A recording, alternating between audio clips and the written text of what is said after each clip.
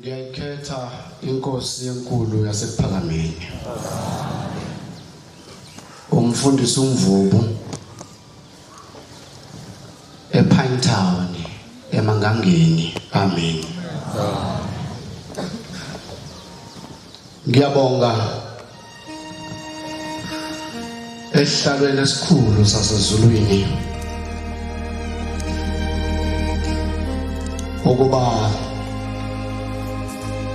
ngibekwe kuba ngiqobele abantwana ukudla kwaseZulwini. Ngiyacela uNkulunkulu omdala wethu umnini mandlonke unyazo oluhle lwaseZulwini ukuba lengcobe ngikufanele ukuma phambi kwalabangcwele laphambi kwehamente enkulu engaka yasePhalameni. Izikhonzi ezinhle zenkosi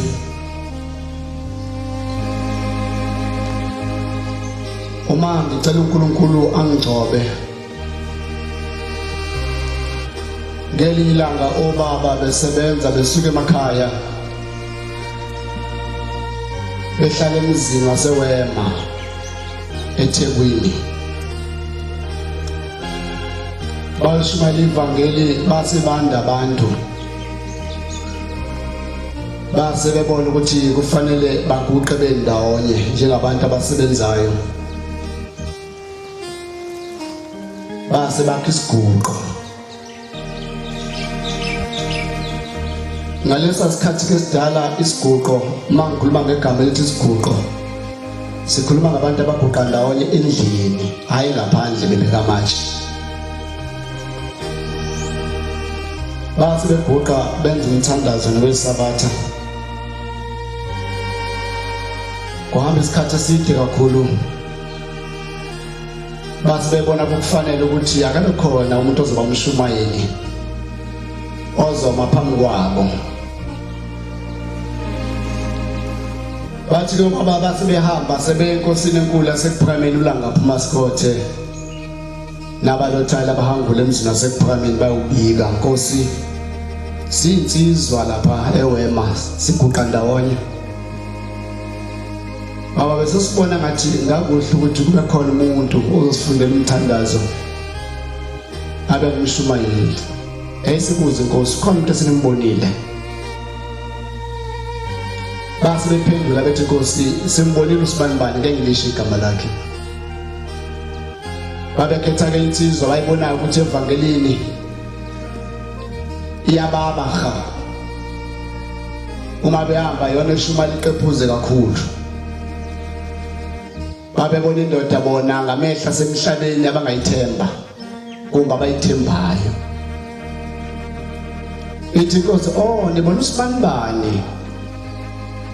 Bathi Nkosi yamakhosi ithi lawa abhalwanga eZulwini ukuthi uxoxa nangelinye ilanga kuleli bandla. Ithi Nkosi cela ungiphe uGcobo. Bahlehla ikhonza ezinhle zenkosi obaba ngoba ngazi nibangcotshiwe ngoyiko yini. Bahlehlele emuva babuyele emuva bahlangana ikhonza ezinhle zenkosi sebejabile.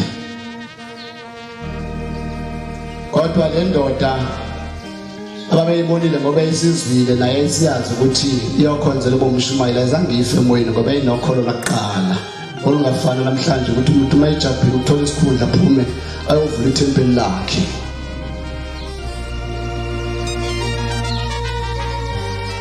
Base bekhethe indoda base bebuyele enkosini. Nkosi yamakhosi ukhona umuntu esesimbonile beza nje bebaningi bangcwele base bemkhomba phakathi kwabo behlangene ukuthi baba uyabuza Nkosi ukuthi umuphi nimbonile baba nangu usibanibani uyena simbonile base bemphushela ngaphambili khona Inkosi izombona. Ithi ulona mhla simdala samupha ukholo lwakhe, ukholo lwakhe lilingene yena, ukholo lwakhe lilingene ukuphatha abantu.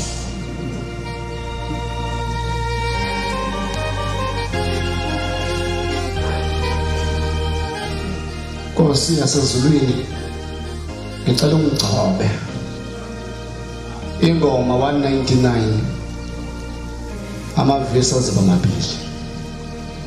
Abantwana bakaNkulunkulu uluke bayathandana,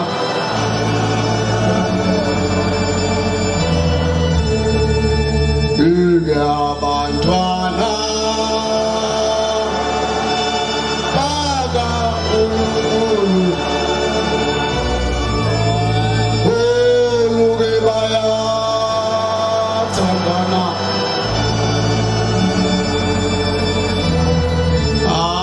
Abangeke bahlukane, futhi bangeke baxabane. Bangeke bahlukane, futhi bangeke baxabane.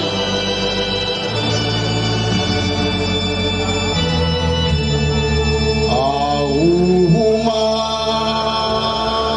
bexabana, beke bangakabani.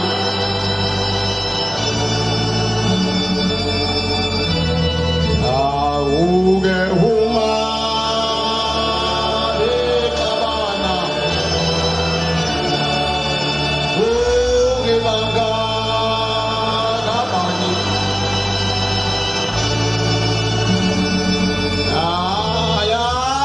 Ayakukho ukuxabana,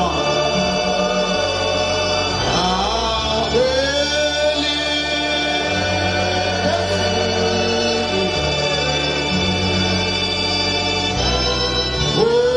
akukho ukuxabana,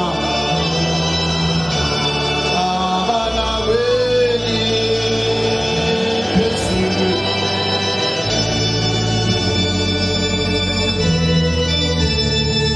Wayesemkhomba phakathi kwabo behlangene bonke, wathi nangu umshumayeli wenu. Uthi babakho wakhomba inkiyankiya yomuntu, loba mbona ukuthi cha uyinkinga ngempela. Uthi kodwa waliphatha ibandla wazofika ethuneni ngomoya wasezulwini. Nkosi yasezulwini, uma ngiphambi kwalomkhandlu ngicela ungiphe ukuhlonipha, ungiphe amagama efanele ngiwakhulume phambi kwalomkhandlu ongcwele. Nkosi, ngingabongeli obaba bami, ngigcine ngikhuluma noma ngigcina ngisho izibongo zabo zasezweni zasemhlabeni ezingahlambulukile phambi kaNkulunkulu. Nkosi,